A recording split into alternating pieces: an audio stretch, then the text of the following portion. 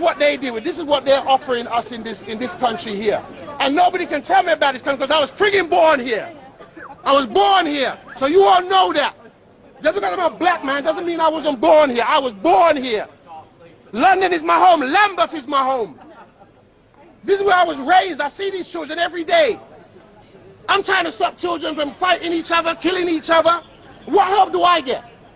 I don't get no help. Instead, I get police officers wanting to grab me by the arm, pull me over to one side and tell me, don't you swear at me, don't you do this, don't you do that. Yeah. So last night when I said to him, the same officer that grabbed me, come down there with me. Me and you go down, we help this guy out of there. He wasn't moving. No. But I found my ass down there giving first aid to people. But I don't see nobody saying, oh, well done. No, I hear people telling me to shut my mouth. Shut my mouth. Don't even live in the area. Don't even live around here. I want to tell me to shut my mouth. With a broom.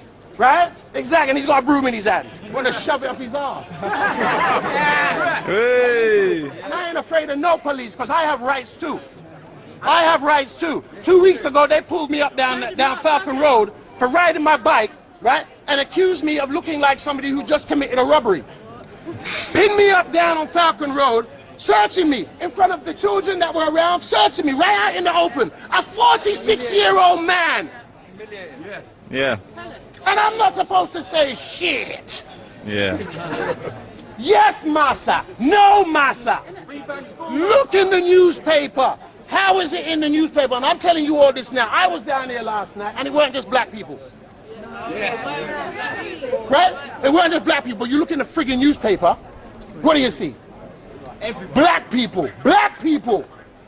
Right? Even a white lady came up to me and she opened up the newspaper and showed 5 policemen on one guy. And they were holding his head like that, holding him up like that. And let me tell you this now, you know what that brought back to me? And whether you don't want to laugh or not, it brought back slavery to me. Me too. Yeah, that's right.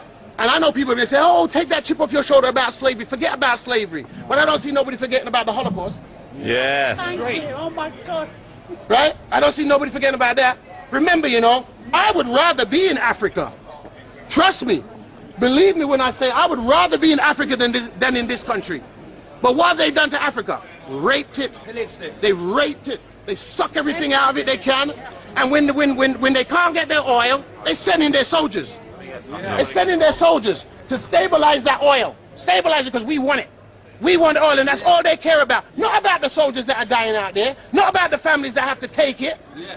There's moms and dads crying for their sons. There's 17-year-old, 18-year-old getting blown up. For what? For this country. For this country who ain't giving them nothing. When half of them come back, they ain't got no jobs. They ain't got no job to go to, and these are the people that are supposed to be defending us. Yeah, man. Right? They come back and they're treated like nothing. They get their little hero thing, and that's it. You don't hear nothing more about them. And these are boys that are lying their life on the line. Ain't even live life. Ain't even live life. I wanted to join the army. Yeah, I wanted to fight. I wanted to fight back in the day when they were doing the Falklands. You know what they said to me? I got a criminal record. You can't go and fight. You can't represent our queen because you got a criminal record. But my criminal record is now 25 years old. And they still hold it over me.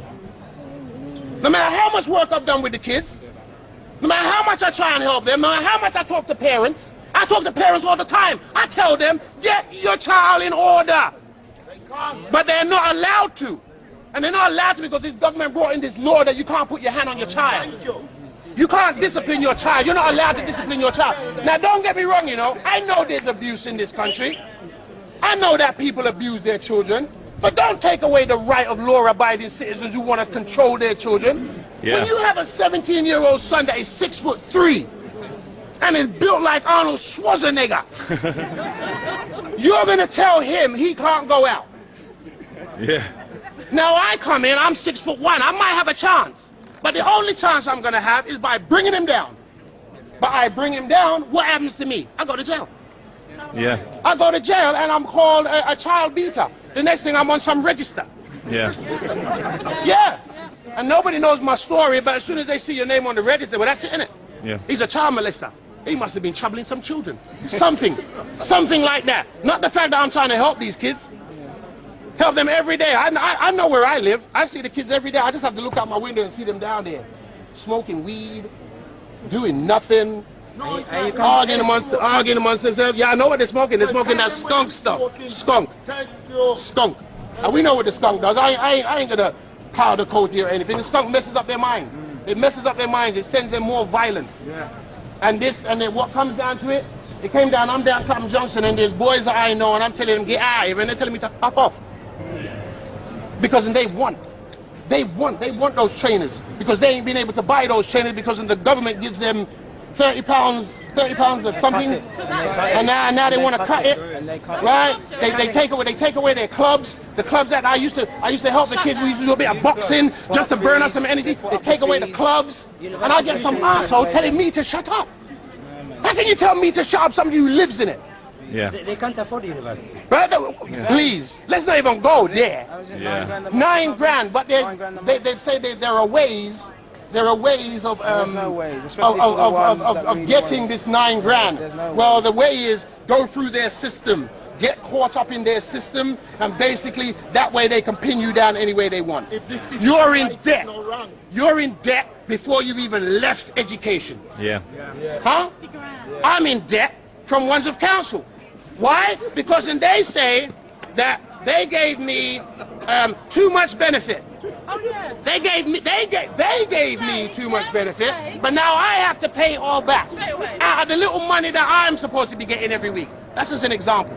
It wasn't actually me, it was a friend, but still, I don't want to mention friends, right? And that's the way that's what we're living in now. So no police can tell me nothing. I find it hard to have respect for people who don't have respect for me. Right. Yes. You don't tell me to shut up. You allow me to speak. I got all the respect for you. Where were they last? Right? Yeah. They rushed up. Did you see how many of them rushed up here when Boris was there? Yeah. But a guy being kicked to death on the corner was left there on his own devices. I saw the lady that ran out of her apartment over there, over the party shop. I go and get my fancy dress from that shop. I like that shop.